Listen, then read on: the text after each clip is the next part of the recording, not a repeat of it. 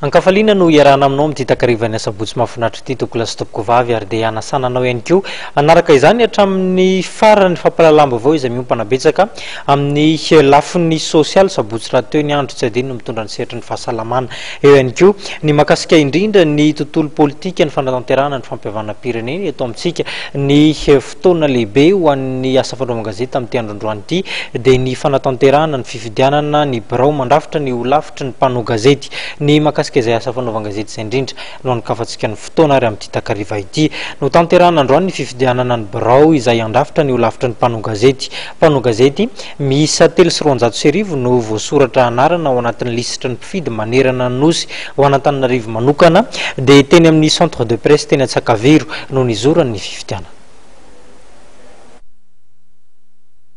Nizotra tao anatin'ny fomba demokratika ny fifidianana ny birao andrafitra ny olafitra ny mpanao gazety.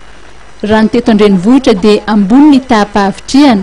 mpanao gazety 700 no tonga nadasabato teny amin'ny centre de presse Antsakaviro raha toa ka 900 ny voasoratra anarana ho an'ny lisitra amin'ny faritra Analamanga. Ny mpanao gazety izay nametraka ho zava-dehibe ny fifidianana izay notanterahana androany tao aorian'ny 7 taona tsy nisy ny biraon'ny olafitra. Bileta tokana no nampiasaina ary novidiana tamin'ny latsabato no totosaina ity ny flou, ny sekretera generaly, ny mpitantam-bola, ny flou lefitra ary ny mpanolotsaina isa-partany.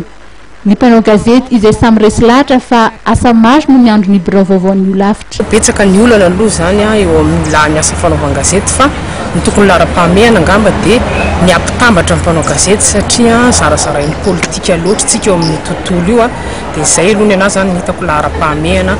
dia ny sisa manaraka ihany rehefa vita izay dia fa asa fa zava-dehibe ny vitan'ny birao vaovao. Biby tsy manandoha tsy mandeha io be da be ny andrasana amin'ilay izy tahaka ny hoe fikambanana maro samihafa dia io no andrafitra ny zavatra tokony ho hiatrehantsika eo amin'ny tontolo ny asa fanaovan-gazety izany hoe misy dikany lehibe ny antony ametrahana ny olafitra ny mpanao gazety. Tsaroantsika tsara fa tao anatin'ny 7 taona tsy nisy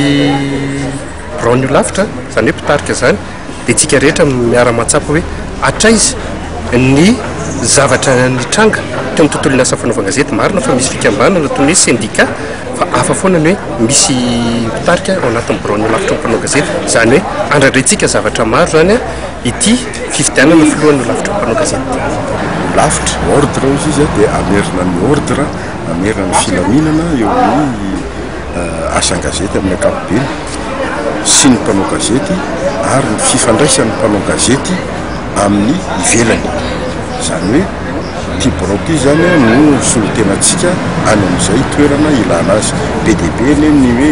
na rafi-panjakana na rafitra mpiara-monina fotsiny ilana solotenana mpanao gazety. 7 taona tsika tsy nanana an'izay dia ankehitriny iverina fa mba